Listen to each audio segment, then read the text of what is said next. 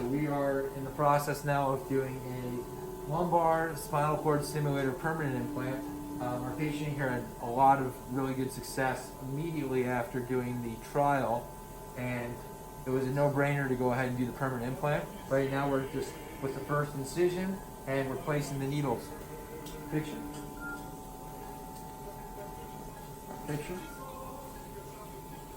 Picture. Take the loss of resistance. Picture.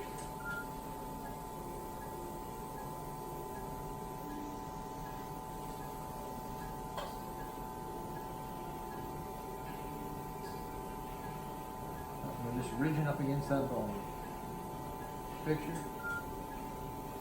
Picture. Picture. Alright, that should be a little bit of a better approach. There you We're go. there. Perfect. Alright, let's go live again. Picture.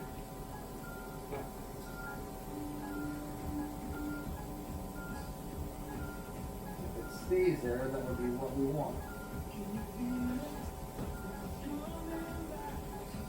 There we go.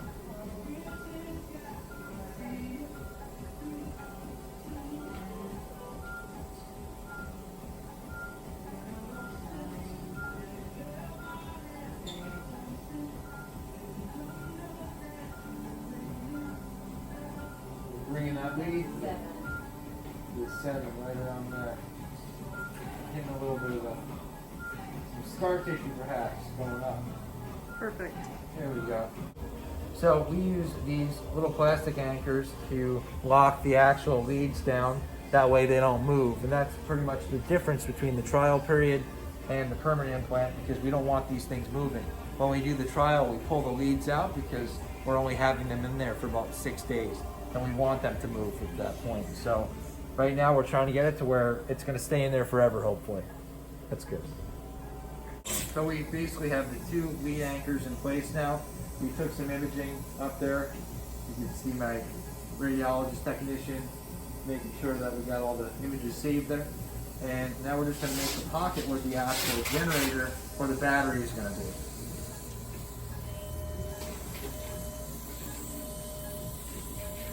I just cut a little bit, and then I actually use some blunt dissection with my finger, because that is the least traumatic to get in there.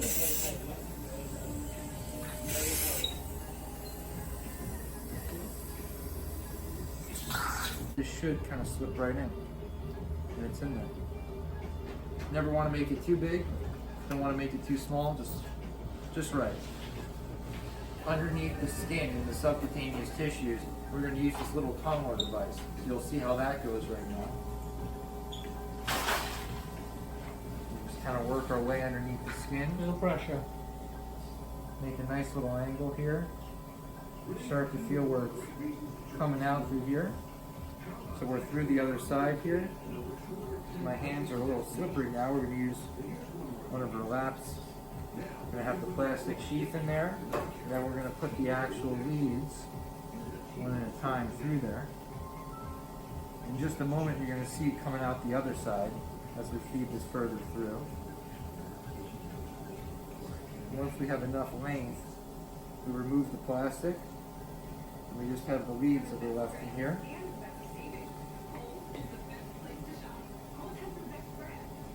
And you see everything is underneath the skin now. So we're good.